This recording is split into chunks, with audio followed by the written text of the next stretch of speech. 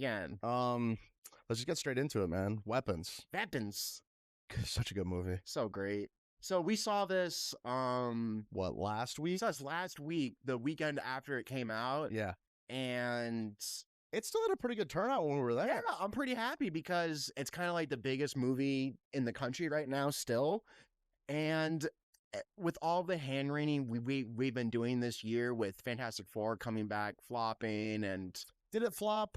it just didn't do what they wanted. Yeah, it just didn't go gangbusters. It's just the days of like Captain Marvel making a bill are over. Yeah. And Superman not being awesome. And I think Domestically, I mean, it was good domestically. It wasn't great overseas because I Yeah. think overseas is done with superheroes in general. well, yeah, I think the superhero fatigue is most definitely there for sure. Yes, but I was just so happy to see an original film really kind of blow everyone out of the water and be everyone's favorite movie so far this year. I mean, we talked about this earlier. I mean, the horror movies, like, I feel like we're kind of in the golden age of horror movies right now because we talked about this last weekend, but like they don't cost that much to make. They get a budget of like 10 million to like $50 million, and then they don't really have to make that much money. They flip it for like 100 mil, and then everybody's happy. And it's like where the Marvel thing isn't working anymore because they just spent $1 billion to make, to profit. But it's so great because I think so. This is Weapons, directed by Zach Kreger, who was in a comedy troupe, if you didn't know this. He was in a comedy troupe. I told you it had comedy aspects in it. Well, it's a funny movie. It's got funny parts. What's so interesting now is that two of our greatest modern horror movie directors are both former comedy guys. I know. Jordan Peele. And Zach Kreger. Yeah. I think it works because comedy and horror are so close to each other. Well, I think it's like one of those things too, and I watched... Oh, okay. It's okay. But no, I remember hearing something about this, and it was like comedy is a very interesting thing to put into horror because, it brings you up and then it brings you right back down. So then your emotions are constantly just going up and down and up and down because, like, you get happy and then, you kind of let your guard down a little bit. And then it makes the more disturbing things, the more scarier things hit even harder. And then for me in particular, I never thought that comedy and horror would work well, but if I think about it, some of my favorite horror movies have comedy aspect in them. Well, I mean, they're like goofy horrors. I'm such a huge Evil Dead fan. Oh yeah, even the newer one, is goofy. But it's still scary. It's got scary parts, but inherently it is goofy. That's why I feel like this movie worked so well for people because I don't think this is like a full-on terrifying horror. I think it's scary and has like gore and like some scary stuff in it. But not a ton of like jump scares. It's eerie. It's uncomfortable. Much like Barbarian, which I want to get into because I saw Barbarian when it came out in theaters and I fell in love with that movie, and it's a great movie. I told myself, I was like, that director, I'll watch really anything he does next. And I really think that he kind of blew himself. I think he kind of blew Barbarian out of the water with weapons, with weapons, because Barbarian had flakes of that changing narrative and wonky structure that he likes to do for his movies, and this one just pushed it up to like 11. And I've never seen a horror movie that I could describe as Pulp Fiction-esque or Magnolia-esque, or it's even something like Rashomon where it's telling the stories in different points. And I think that's what makes it so unique is the converging story points. Because you have how many stories? Like 8? Six. Yeah, you have 6 stories. The movie is really, we were just talking about this. The movie is really not that complicated. It's not. It's a very simple thing. And it's pretty short too. It is. How long was it? I think 2 hours? Maybe more than 2. I mean, horror movies are notoriously not that long. No. But for something this ambitious, I mean, if you think about it, I mean, like, the last example I can think of something like this is like It 2. And It 2 is like 2 hours, 45 minutes. And that's It 2 is very good, though. Okay, you don't like It? I like It 1. It 2 didn't really need to happen. Yeah, It 2 kind of did because it did the kids again. And it tried to go a little more into the comedy, too. Yeah. and it didn't really work. But this one, I was just, and again, just this is an original film by an original filmmaker, and yeah, I love. So let's start with our relationship with horror. I'm much more of a horror guy than you are. You like a spooky, but like that's my favorite film genre. I think it's probably one of my favorites too, honestly. Because like it's just you get get- good, you get get a good ones rush. every single year. You get a rush out of it. Yeah. It's really like the closest thing you can get to an adrenaline rush. Like, Or- it keeps you on your toes.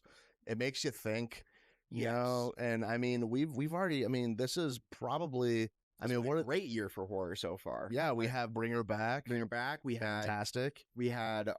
28 Years Later. Yep. And which then is my now favorite movie of the Weapons. year, Weapons, and Yep. then I think there was one more. Oh, you haven't seen it yet, but I loved it. The new Final Destination.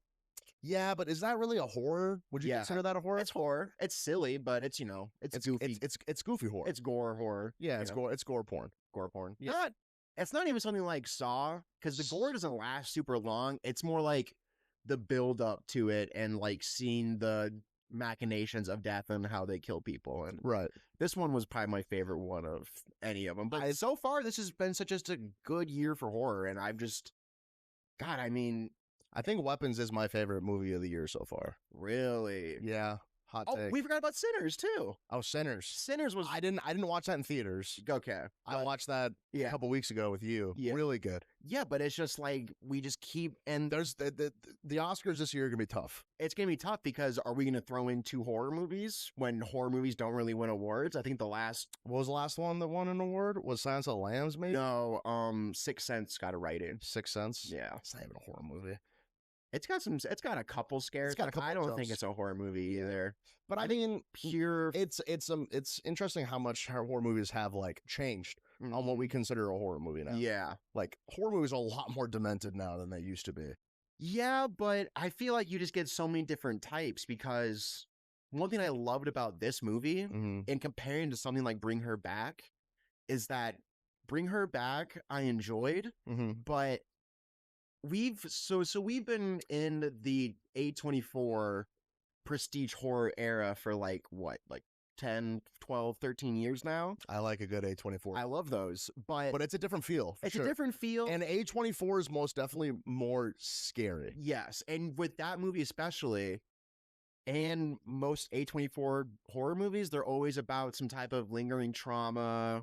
It's always about some type of deeper meaning. Interestingly enough, you say that Mm-hmm. with A24, but I kind of watched like a little, like I was talking about earlier, I watched a little bit of a synopsis on the Weapons movie, and the director, he had lost his best friend Yeah, he passed Before- away. Yeah, before filming this. yeah, Like one of his big buddies that like was in his comedy troupe. yeah, Whitest Kids Union. and helped him write stuff. Yeah, And he actually wrote this like as an expression of his grieving. This that's movie. crazy because I don't really see much of. I see more fear about like losing childhood innocence. Well, maybe. apparently, if you break it down, then the different characters and stuff like that, like kind of represent the different like the stages of acceptance, kind of Oh, like that. grief. Yeah. Oh, yeah, and that kid, that little boy. Do you remember his name? Alex. Alex was his name. I think so. That little boy in the final sequence, which I think is the best part of the film. Oh, the climax? Well, no, his section. Oh yeah, no. I thought that was the that's best. when everything comes together. That was the best part, and that really does get into the trauma you experience and having to let go of your family members. It's the acceptance. It's the acceptance of your family is sick now, Yep. and you just have to deal with it Right. and feed them soup. So I mean, yeah, I know for real. I mean, do you just want to go into like the movie and stuff like that? Like, Yeah, sure. I mean, yeah, let's start with starts out with a really creepy little kid monologue. yes, and one thing I enjoyed was I looked it up and I thought at first that little kid was AI, but it wasn't. They It just was got some it was random an kid. actor. It was a narrator, Yeah. which I was happy about. Yeah, no, it's just like, you know, this thing happened in a town, you know, and these kids left and they got up in the very middle of the night at 2:17, Just walked out, walked out the front door, ran, and never came back. never came back. Right. And I know some people say they're like Naruto running. I guess. I didn't see It's unsettling how they run. Naruto run. I think people are wrong. He's way more knelt down.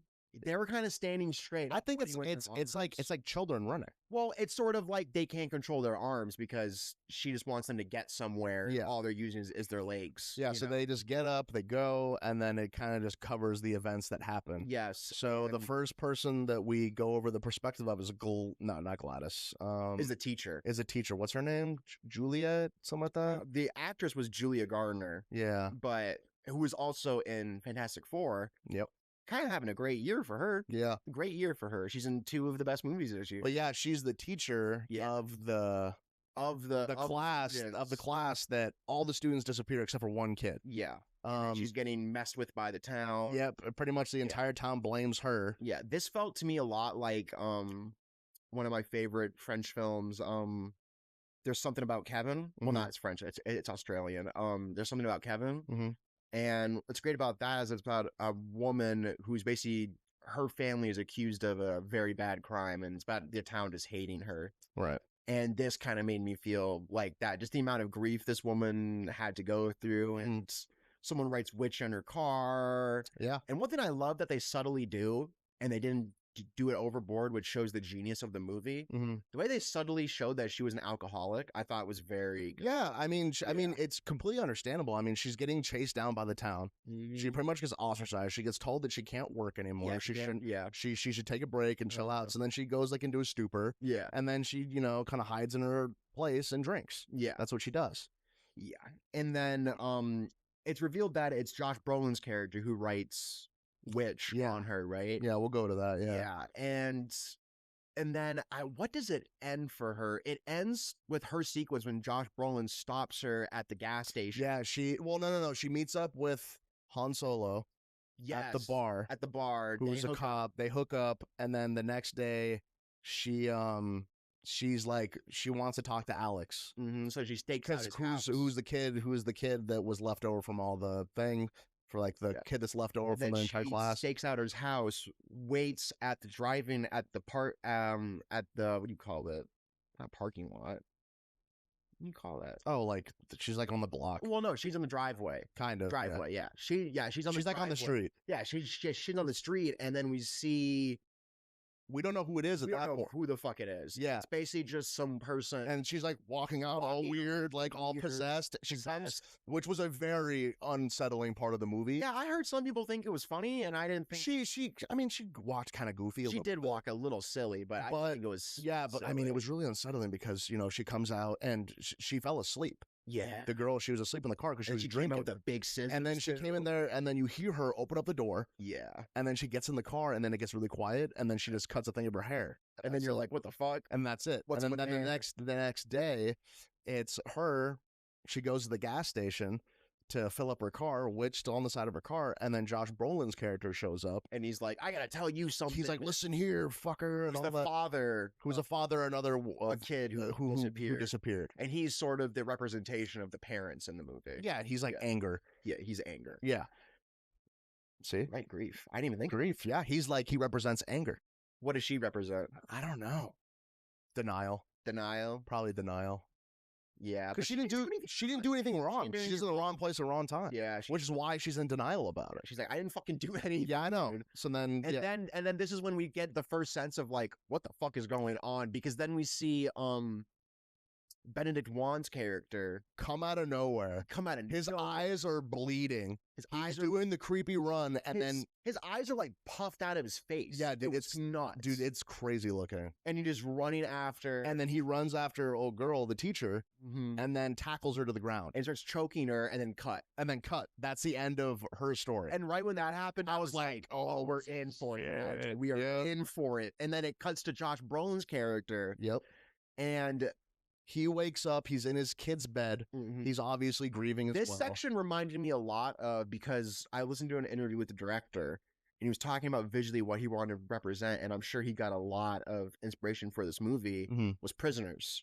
Oh, God, what a good movie. And that movie, Prisoners, so fun. Really hits how losing your children will just completely destroy your life. Oh, yeah. No matter what. Yeah. And they showed that really well, Josh Brolin's character, because he wakes up in his son's bed. Yeah, he's obviously sleeping in his kid's bed. And his wife seems kind of over him. Well, no, I think they're She wants to move on, sort of, because not. I don't think she wants to move on. It's obviously showing that it's straining their marriage. but she's like, go to work. Yeah, go to work. Get out of here. Like, let's go. And then when he's on the job site, he starts fucking up. Yeah, like he's ordering on because he's like a construction contractor. Yeah, he's a contractor for construction. Yeah. So they're building houses and stuff like that. And he got the wrong paint for the door. Yeah, he's just fucking up shit. He did the wrong. And no one, and everybody's like, it's size. Everybody's like, it's understandable, boss. It's all good. Yeah, you lost your kid. Yeah, you lost your kid. And then that's when he starts basically he like to parents who had Ring cameras to try to figure out the. Well, yeah, they show in another scene that he's like obsessed with the footage because he has a Ring camera, right? So then he just keeps on watching his kid walk out the front door, like just on repeat, trying to figure out what's going on. So then he's like, well, some other people, which is actually really smart. Actually, he goes to another family who also lost a kid, played by the dad was Justin Long, who was in Barbarian, the scumbag from Barbarian. Yeah, right. Yeah, he gets his head ripped off. Or something. I think this is the first movie I've seen him in where he doesn't get murdered. Yeah, for real. Usually, he's like a normal dad or something. Because he's like in Tusk. He's the guy that gets turned to the walrus. God, that movie's bad. He's also in Keepers Creepers. He dies at the end of that movie too. Yeah, he famously gets killed. He gets killed a lot, or turned into a seal. Or a walrus. You're right. Which is pretty much the same thing as death. And then he's the shitty boyfriend in Drag Me to Hell, and he's gonna die in that one. Yeah, he's always like he's very B-roll. He's either gonna die or he's gonna see the death. Yeah, for sure. But then he starts getting a trajectory. Yeah, and he gets the 2 points because he noticed that both the kids are just running in a specific direction. Straight line. And so then he pulls out a map of the city. Because he has access to that kind of stuff because he's in construction. Yeah. And then he has them coordinate right across each other. Yeah. They cross in this specific area. Yeah. And he's like, okay, that's weird. Then they might be in a location where it converged. Yeah. Right. And then when he's driving, where's he driving to when he sees the woman? I forgot where he's going to. No, he was driving to that point to see if there was anything around that area, and then he sees the teacher. But before we get the first introduction. Oh, his dream, which I think is one of my favorite parts in the movie because it has my favorite shot in the entire movie. The gun.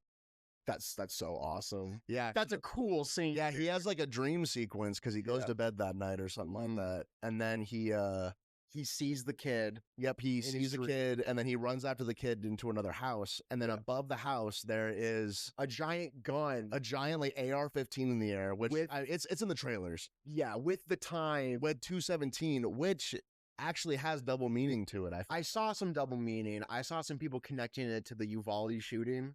No, the numbers mean something. Oh, okay. So there's 17 kids left. 17 kids were taken away. Yeah. And then I can't remember what the 2 is. Yeah, I saw some people doing some big brain like. Oh yeah, there's all types of 17 is 19. Yeah, and there's 19. Yeah, biblical references. I saw one because apparently some famous shooting in Texas happened February 17th. There's a lot of symbolism for sure in this movie, but intentional or not. And then because that scene, you're like, what the fuck? And then we get the first appearance. And probably the first big scare of the movie. That's the first jump scare for sure. Is the Gladys scene where she shows up and you see. Oh, no. The first one is from the teacher. We didn't even talk about that when she's in her house.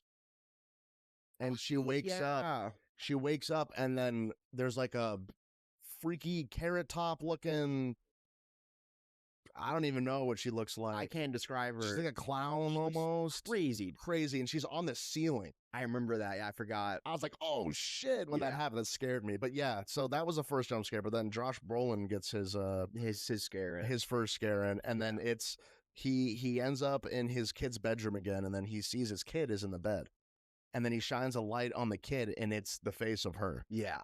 Which another jump scare. Very scary. I was like, oh. And what I love so much about it too is that she looks freaky, but she's not like a monster. Right. She's not like dressed up like a ghoul, which I liked that she was just a freaked up, fucked up. Yeah, she was just a normal person, just like wearing clown paint. Yeah. Essentially, like for her makeup. Yeah. Right. Just a shit ton of makeup. Yeah.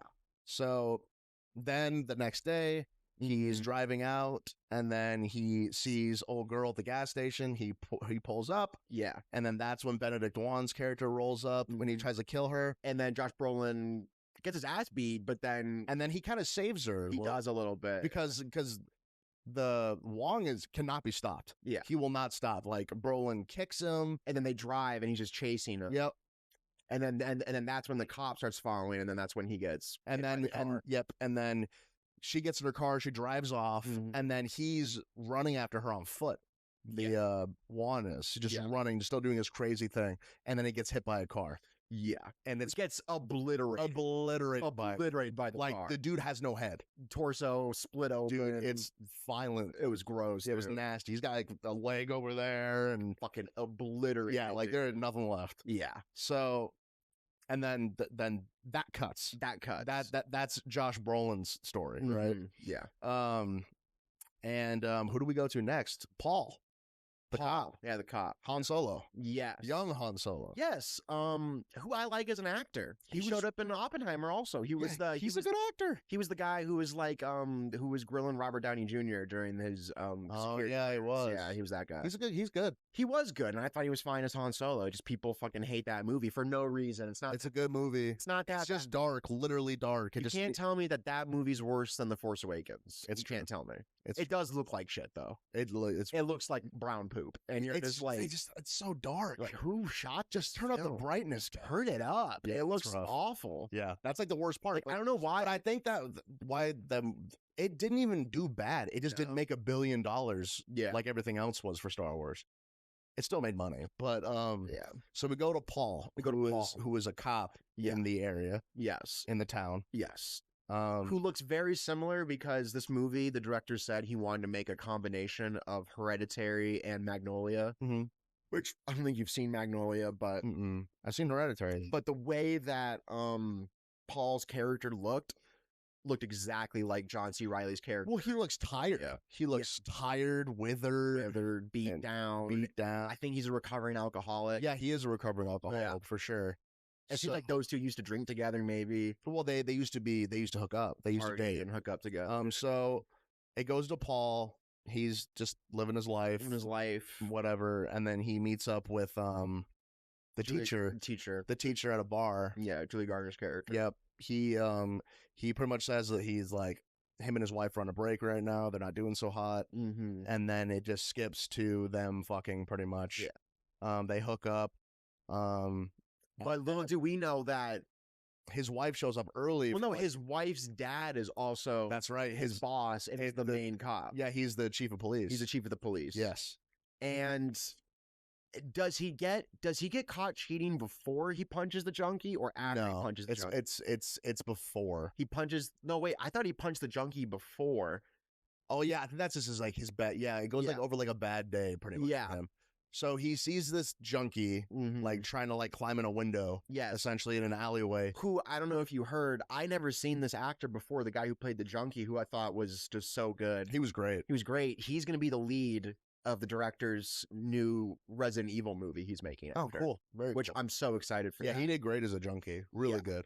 But yeah, he sees this junkie, he chases after him, and then he finally catches him. And then he asks, he starts cuffing him up and stuff like that. And then he sticks him with a hypodermic needle. He's like, "Do you have anything in your pockets that could hurt me?" He's like, "No." And then he reaches in his pocket and then he stabs himself with a random needle in his pocket. Yeah, which is crazy dangerous. Yeah, and he like just loses his shit and he just punches him right in the face. Yes, it seems like he has anger issues. Oh, for sure, but like he knocks him the fuck out. Knocked him the fuck out, and then he realizes he's like, "Oh fuck!" His ring cam, his dash cam, his dash cam is on, and it recorded everything. So he turns that off real quick. Yep, he goes to the guy, and he's like, "Okay," he's like, "We both fucked up. Let's go our separate ways. Don't go anywhere near the precinct." All right. And he's in the drug. He's like, "Okay," and then he runs off, right? And then he goes back to the police station, and then he just comes clean with the captain. And he tells him like what happened. He's like, "I fucked up," and the captain is like, "Oh, okay." He's like, "Hey, it's gonna reset after a month. As long as that guy doesn't come in, you're fine. Yeah, we're just gonna keep it hush hush, whatever." And then he gets caught cheating. Then that night he goes to the bar. Yeah. He fucks around with the teacher who used to be his ex-girlfriend. They fuck. He comes back the next day, and then his wife is like, "You're a piece of shit." Yeah, catches him. And then he goes back into work. Yep. And then the chief of police just gives him a dirty stare. Yep. And then that's when he sees the junkie. The junkie comes back the next day and he sees it and he's like, what the fuck did I tell you? Get the fuck away from here. And then he chases him down again. Yeah. So he chases him down again. And then I think that's where it cuts off for him. I thought the junkie led him to the fucked up house. Oh, yeah. We didn't talk about the fucked up house, did we? Well, no, we don't get explained the fucked up house. Well, we already saw the fucked up house when Julie Gardner went. Well, we didn't talk about it, though. Well, I guess the lady came out with scissors. Well, yeah, but she also goes to the fucked up house because she sees the parents in the window. Yeah, but she doesn't go inside. She doesn't go inside. She doesn't go inside. Yeah, she just peeks inside the house that Alex lives in. Yeah. The boy that lived, the boy that's left. Mm-hmm. And she just sees that there's two parents just like sitting on the couch. Yeah. And like just staring at nothing. Yeah. And then I think and all like and then doesn't then doesn't the guy say, "Oh, I know where all those missing kids are." So then he takes the cop to the fucked up house. Yeah, but that's part of his arc. Yeah. That's part of the junkie arc. That is part of the junkie arc. You're right, it does stop. So I think it stops there. Yeah, when he sees him again. When he runs after him. Yeah, so then now we go to the junkie arc. Junkie arc, which I really like this arc. This is like really when it starts picking up. Yeah. The junkie arc. Because I just love horror movies where because Barbarian did this. This reminded me very much of the scene where throughout the movie we've been seeing in Barbarian we've seen the first character go through this horrible stairs and everything and see the basement, and it's actually horrifying that she keeps discovering more and more a terrifying basement, Yeah.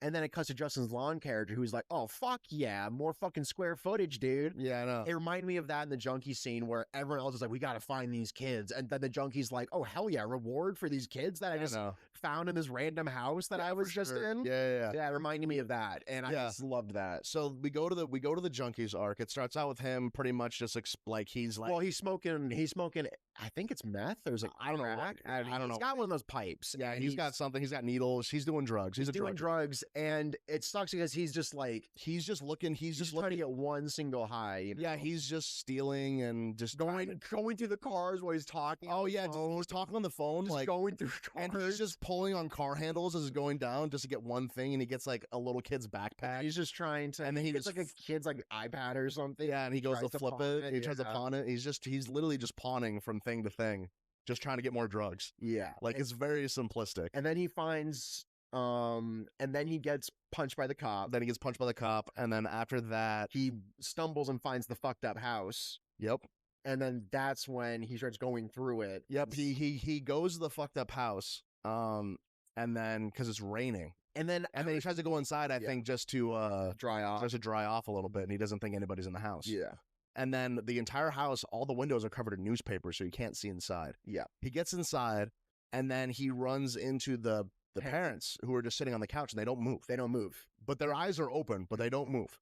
Yep. And he's like, okay. So then he just starts fucking stealing everything in the house. He just gets like a pillowcase and just throws like all their silverware and their jewelry inside of like a pillowcase. And then he just starts fucking around the house. And then he looks downstairs and all the kids are there. Mm-hmm. All 17 of them. All the children are down there. Yeah. And he's like, what the fuck?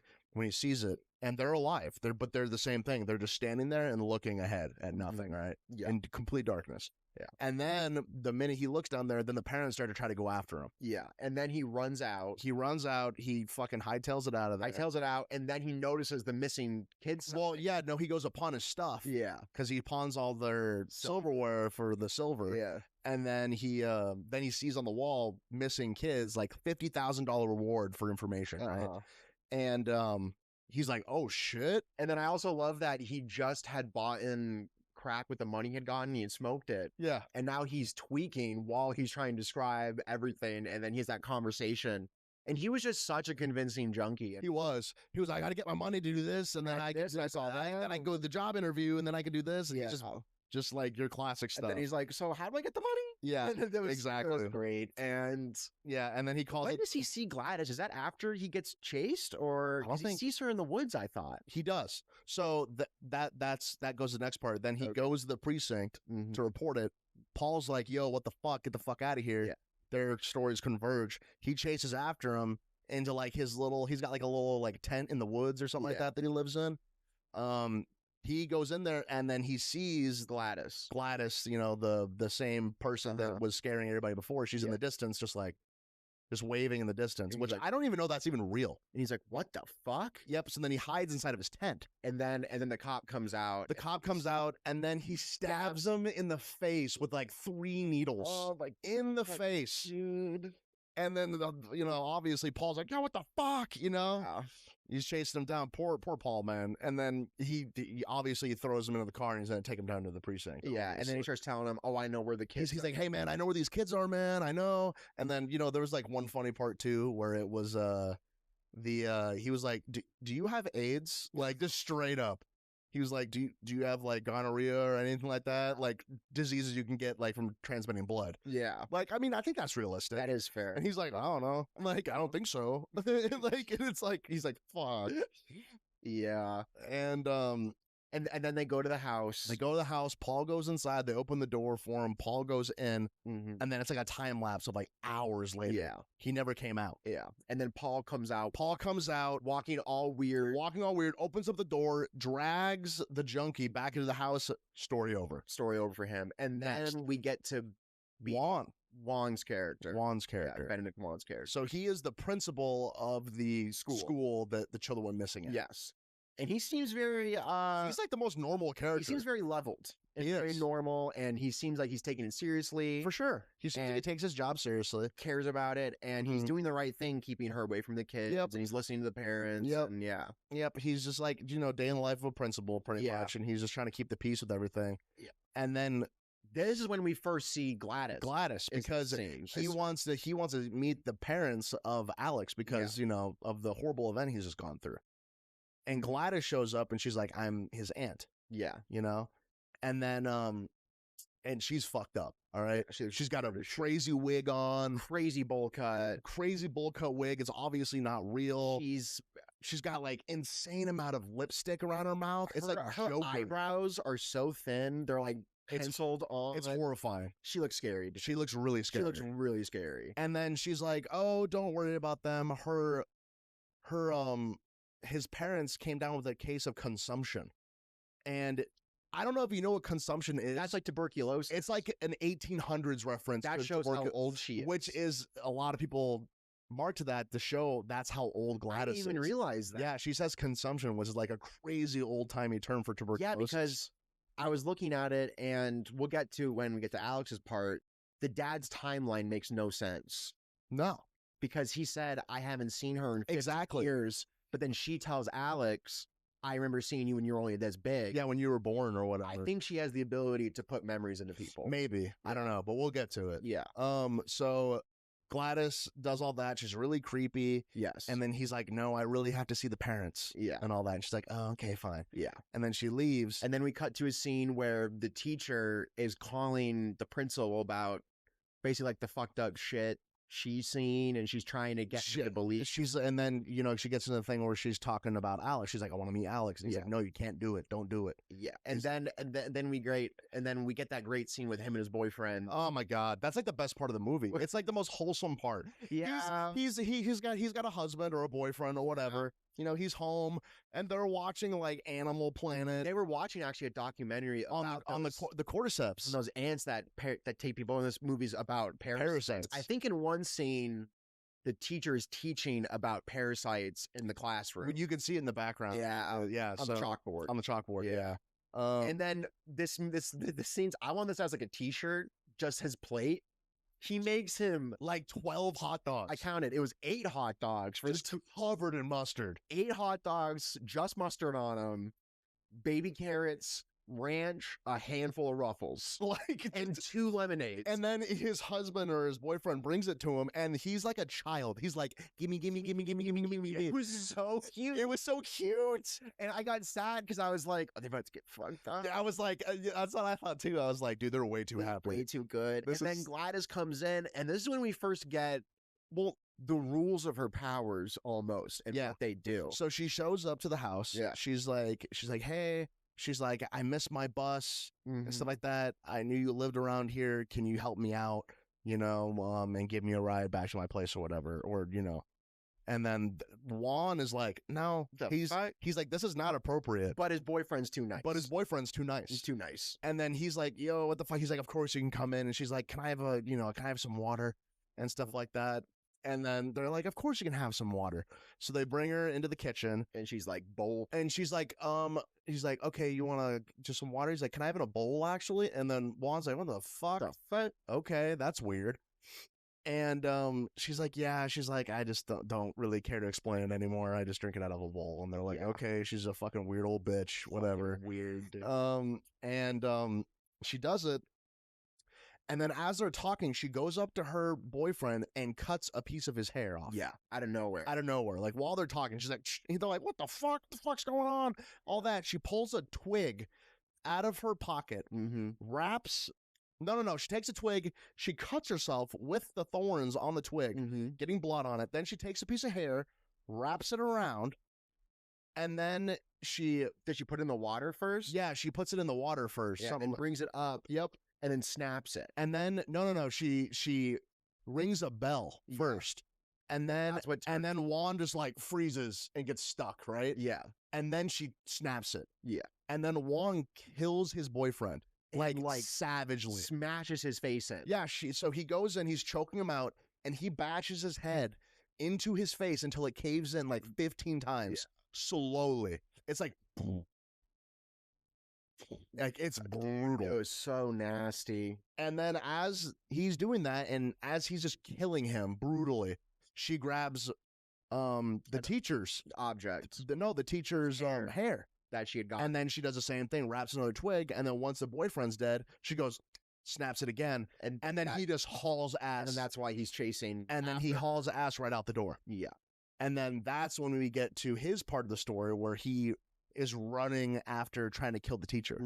Yeah. So he's and then those stories converge, and then he dies. Great part for me was when Wong. So first of all, this movie is made excellently. The Fantastic. work and camera work was awesome. He really stepped up his game from weapons. I mean, from Barbarian.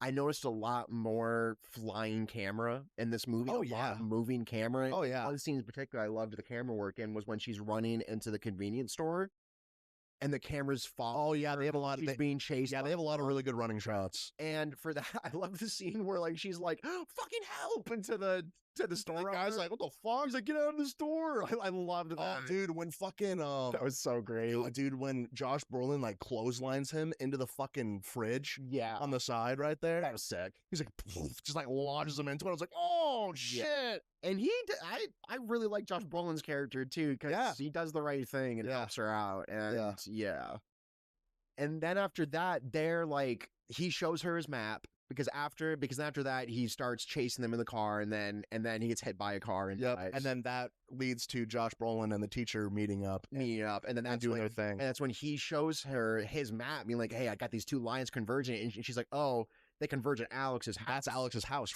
House right there. And they're like, "Oh, we got to go." They're like, "Oh, fuck!" And then they go, and then we go to the best part of the movie, and that's Alex's part.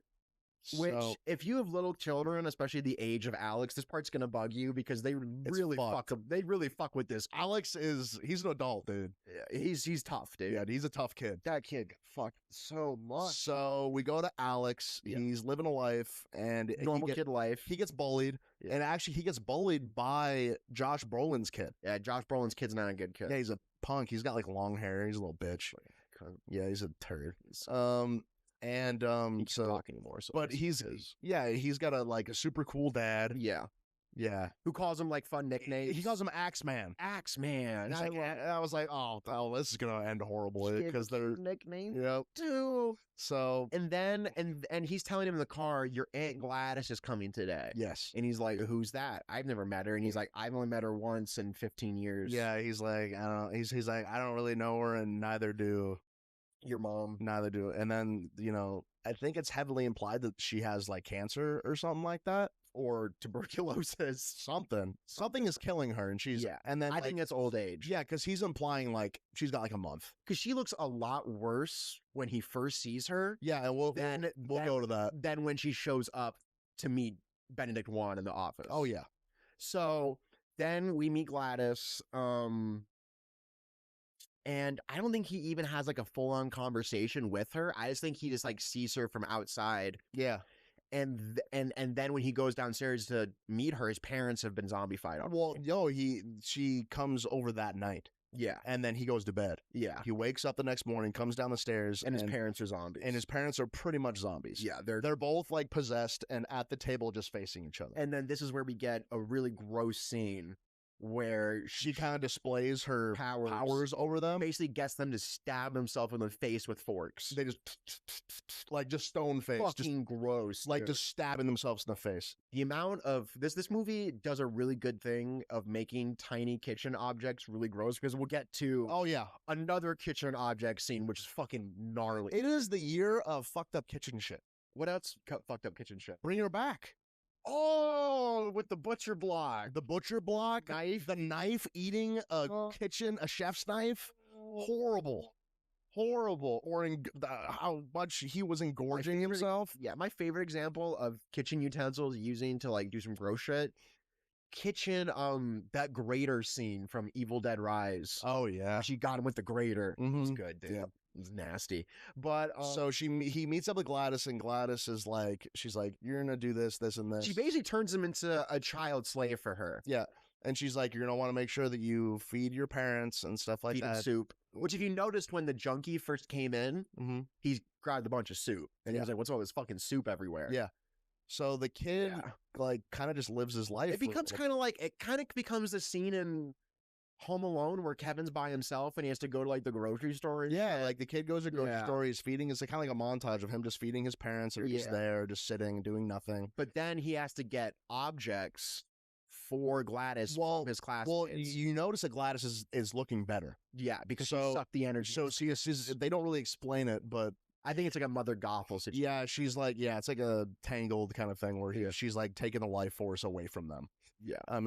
But she starts to hurt again. Yeah. And she needs more. Yeah. Because he goes upstairs and she's like, her hair is falling out. At first I thought they were making her like a white dreadlock woman. Yeah. Because she had them like braided. Yeah. Tiny braids. Yeah. And she's looking a lot better, but then she looks bad again. And she's like really weak and feeble. Then he goes in the room and then he sees that she has this weird tree in there. Yeah. Where the weird little branches and twigs are coming off. Evil tree. It's like a black, mystical, dark tree. Yeah. I loved it. I loved it so much. And I loved that. I was like, yep, okay. My favorite bad tree. I think my favorite part of this movie, because a dumb horror movie would do a scene. It's such a MacGuffin. Where, a dumb horror movie would do the scene where Josh Brolin and the teacher or Julia Gardner go to like a library and they see like a fucking like headline from the 60s being like, kids disappear from Witch Woman, or something like that. So you're describing It currently.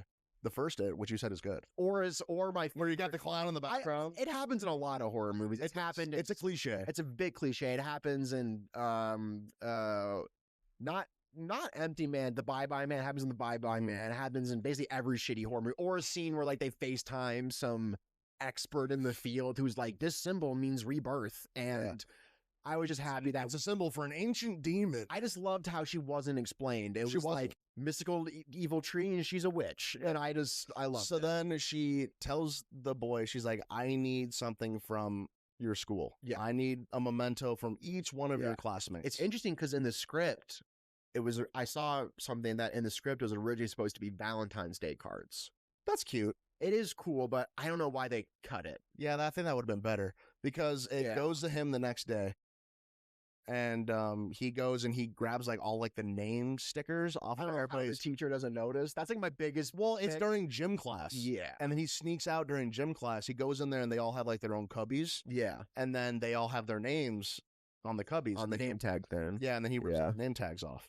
So essentially, he grabs all of the name tags off of the cubbies, brings it back to the house. Yeah. And then that night, after he gets done feeding his parents for I don't know how long he's been doing this for. Yeah. I think it's like a month, maybe, something like that. Fucked up. It's a long time. And Alex, he's a strong kid, man. I couldn't do that, dude. And then basically tells him, like, she tells him to, like, if you tell anyone, I will kill your parents. Which is so fucked up to do to a kid. And he's a boy. He's like a third grader. He's so young, and it's so fucked up. And they're second graders. Second graders. That's the 2 and the 17. You're right. They're second graders. That's so good, dude. I didn't even realize that. Yeah. So excuse me. So he gives her all the sorry, the name tags or whatever, and then she rips them up, and then she puts them inside a bowl. Yeah. And then she starts getting, and then she, does her ritual shit. Mm-hmm. And then that's when she does she brings them all to her. Yeah. And then, because this is before the beginning of the movie. Uh-huh. So that was actually her possession behind it. And her plan was to just keep these kids here. Yep. Just to suck off their life. Yep. And then that's how all the kids end up in the basement. Yeah. And then she's looking a lot better. Yeah. And then they go to the next day after, and she looks a lot better. Mm-hmm. She's got better hair. Her face looks a lot better, stuff like that. And then now we finally know his arc, and now we're caught up. And then we get to Josh Brolin and the teacher showing up to the house. And then we get the climax, which I thought was... Because climax for horror movies are so hard to do, especially a movie like this, which is all about putting pieces together. Mm-hmm. It can be hard when you don't feel like it's satisfying.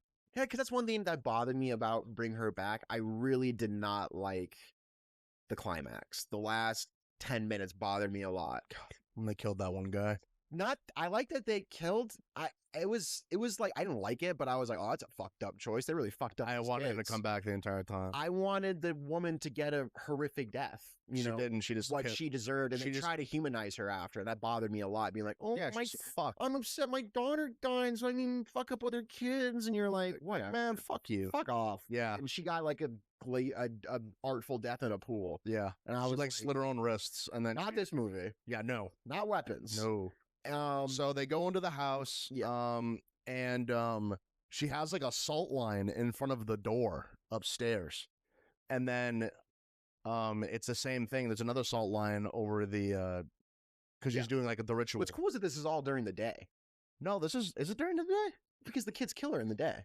Oh, yeah, you're right. Yeah, so it must have been during the day. Yeah, well, yeah, it looks like it's nighttime because there's newspapers all over the wall, so it's really dark in there. Yeah. So there's salt lines over, and then pretty much like if you cross that salt line, they start attacking. What's the message of 2025 for horror movies? Don't fuck with salt lines. Dude, just don't fuck with salt. Don't touch If you see salt on the ground with a line, just don't go over it. Just don't touch it. Don't go near it. Go away. See salt around any type of structure. Leave. Don't go near that structure. Leave. Stay away. Go away. Please, God, leave. But so they go in there, they cross the salt line, and then it's Paul and the junkie.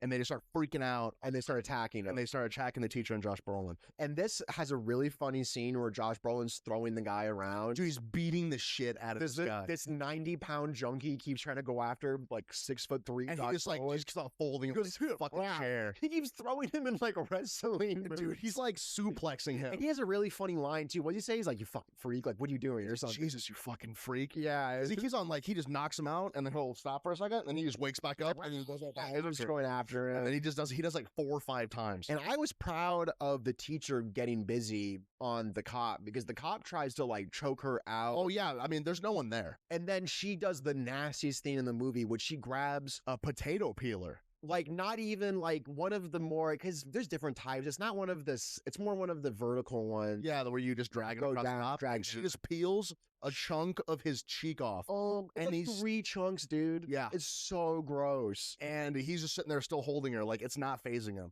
So then she takes the gun from him out of his belt and shoots his face and shoots him in the head. And then she saves Josh Brolin because the junkie's about to get him. Well, no. So Josh Brolin fights off the junkie. And then he goes down to the basement and Gladys is down there and she actually turns him. Does she? She turns Josh Brolin and then Josh Brolin goes after her. Mm-hmm. And then how does he break her of the curse? I think it's because of the kid. Yeah. Because once Gladys dies, he lets her go. Yeah. So then we go to Alex in the room. He has also crossed the barrier, and his parents are trying to kill him. Yeah. His parents are running after him in the house. He's hiding in closets, stuff like that. There's the iconic scene, like there's like a Shining scene almost, where his mom peeks through the fucking door. It was very, and it was like, oh, like just screaming at him. It's horrifying. That was scary, dude. And that was fucked. So the kid does like the smartest thing. He runs past his parents real quick, into Gladys's room where she's been shacking up. He grabs the a piece of the tree, Yeah. and a piece of the hair from her wig. Yeah. And then he does the same thing. He cuts himself because he saw her do it. This kid is so smart. And dude. then he snaps it. In this scene, this was my favorite scene in the movie. Probably the favorite scene of a movie I've seen. And she knows instantly. She's like, oh no. And then just Gladys just fucking hauls ass. it reminds me a lot of the scene in Spy Kids where all the kids, the robot kids, attack all the flute people. Yeah. To me that. Yeah. And then you literally have 17 kids. And it's goofy. It's kind of goofy when it is running after. It has jokes and it like the lawnmower guy. Yeah, there's like a guy on Lamona's lawn, the girl, and Gladys is like horrified, rightfully so. Once you see what happens, she's like, like running for her life. And then we get one of the greatest kills of the year, probably have seen. Finally catch her after like flying through like 3 different houses. I wanted to pop a bottle, dude. I was happy. They rip her apart. It's so gross. Dude. Like tear her face off. Dude, they King Kong her. They rip her jaw. Yeah, dude. They King Kong from the bottom, and these are all children. Just so ripping her apart, and then she's dead. Yeah, she's dead. It was like just and they're covered in her blood. Dude. Oh yeah, but then the curse is broken. Curse is broken. So Josh Brolin is no longer trying to kill the teacher. Yeah, he's good. And then, you know, the teacher goes upstairs and then Alex is just hugging both of his parents. Yeah. And then in a voiceover, the same kid from the first voiceover says that basically they're not the same again. Mm-hmm. They're basically zombies and they have to learn how to be people again. Well, no, I don't even think it's that because I think it just depended on how long they were under control. Yeah. So at the very beginning of the movie, she says the kids never came back.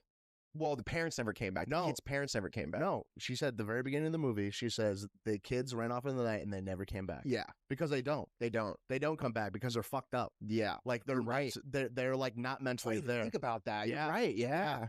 And then so the parents, and then he also says the parents had to go like to a mental facility. Yeah. So the parents, and then Alex has to go stay with an actual good aunt, a good relative. Yeah. And then the movie ends. But then it's revealed that Josh Brolin takes his son away. Mm-hmm. He grabs his kid and walks him away and walks him just down the street. Mm-hmm. And they did say that he talked after like 2 months. Yeah. So maybe you're right. It depends how long you're possessed. Yeah, but you're never going to be right again. No. And that kind of leads to more themes about childhood abuse and childhood trauma that you're never going to be the same again when something like this happens to you. Mm-hmm. And frankly, no one's going to be the same again when this type of thing happens. Of course not. To you. And I mean, obviously, I mean, Brolin was only possessed for maybe like 10 minutes, maybe. Yeah, so he's fine. So he's okay. He's okay. But the kids are fucked. Yeah. Kids are fucked up. Yeah. Maybe they're a little more resilient because they're younger, maybe, but it's going to take them time. Like he said, it was like months or years before the boy talked again. Yeah. So it was just, but God, what just a smart, amazing movie. Great movie. And it's not a good feeling at the end either. You're like, that's what I like about You're like, it, man. Fuck. It makes you think. You're like, crap. That sucks. Because you get over the joy of being like, yeah, fuck that bitch. They got her. Yeah, they rip her apart. Rip her apart. Like, hell yeah. But then they're like, oh, she fucked everything up. This sucks. Yeah, this is horrible. Yeah. So, I mean, yeah, just overall, man, I loved everything about it, and I can't say enough good things about it. So what's your final rating on it? 10's hard to give because 10 is something where I'm not too precious about 10s. I'll give it 10. 10. I loved it a lot. I think it was perfect. I can't think of anything to change. I don't know what I would change. So for me personally, did you think it was too long? No, I didn't think it was too long. I give it a 9. Okay. And the only reason it loses a point for me was that I did want a little more backstory on Gladys. Well, you're getting a Gladys prequel story. Really? That's the rumor, is that we're going to Gladys. Okay, if that happens, then this movie will be a 10 out of 10 for me. Because that's the problem is that, and it's a good problem to have. Yeah. I want more. Yeah. I want more explaining what the witchcraft she's doing and stuff like that. Because and Bring Her Back, I liked it. They kind of explained it, but they did it like through like the shitty VHS tapes and stuff like that. Yeah, that it was some weird fucked up like death cult ritual thing, like, and they're eating people and like even like just barely. But yeah, I just wanted a little bit more explaining like this is like the death tree or something like that. Yeah, that's the only like it's like literally like a 9.5. Yeah. But I'm so in love with this director. I'm such a fan of his work. So excited for what he does next. I'm very excited because like even him saying I'm going to do a Resident Evil movie, I was listening to an interview with him and he said he wanted to make it like Evil Dead. Right. Like one guy alone, and fucked up shit's happening to him. Love it. Love it. Sounds great. Give me more. Feed it just directly into my veins. Yeah, for and real. I loved it, and it's one of my favorite movies of the year, and it just shows just how great horror movies are this year. I mean, probably We are in the golden age of horror movies. we I'm are, telling you. and we're so lucky to be in it. I just really hope know. it doesn't get ruined and gets Marvelized or superheroized. They tried that. I don't think people can do it because like It's not made for children. It's not made No. for all ages. no, they can't. So can't. it's technically a niche. That's why something like It making $1 billion is so crazy. Yeah. Because it is, when it is horror, it's still for that scary clown. Right. But no, I'm so impressed with Zach Kreger. I love whatever he does. I'm gonna watch whatever he does next. And yeah, man, from Coogler to Peele to Kreger, we just have so many great directors. And we have another Jordan Peele movie coming out this year. Well, produced by him. Oh. Him. Which looks good. Is it him? It's called Him. Him. Him. It looks great. So that's probably the next horror movie we'll talk about. Yeah, for sure. I can't think of. We may do do you want to do New Conjuring? Fuck yeah. Yeah, I like Conjuring. I do. Conjuring is a goofy good one. I do like Conjuring, even though I didn't like the last one was not the good. the COVID one. Yeah, that was most definitely the worst one. That one where like it was like a court drama. Yeah, it was bad. I was like, what the fuck? Yeah, had some Joker 2 vibes too. It had a cool name. The Devil Made Me Do It. I thought that was a cool title. Yeah, But and then besides that, and then like at the end, like the devil like contorts her to death, which is kind of rad. that was nasty. That was pretty cool. That was cool. That was about it. That was it. And then, but yeah, that's and we got Black Phone 2. Black Phone 2. Where's that come out next year? I don't know. I think that's next year. We also have the walk. Yeah. The walk. Excited Which for that I don't know one, if that's a horror or not. That's more like Stephen King. It's like a thriller. Looks good though. We'll do that one Yeah. too. There's a lot of good movies still. a lot of good movies, and I've had probably the worst movie I've seen so far has not been in theaters. It's been Happy Gilmore 2. Yeah, and it's just it's pretty funny that we're still talking about how bad Happy Gilmore 2 was. Like, and it's 2 reviews later. yeah, it's awful. God, I want to die. Fucking But yeah, that's all I got. so good. Everyone go out and see Weapons. Yes, please. I will say so much. We should do a spoiler warning right now and then put it in the beginning of the video because we spoiled a lot of that movie. Okay. All right, so let's do a spoiler section right now. Okay, so we're gonna give basically our reviews without spoilers because we spoiled a lot of the plot, and we're gonna just put that in at the beginning probably. Yeah, so look out.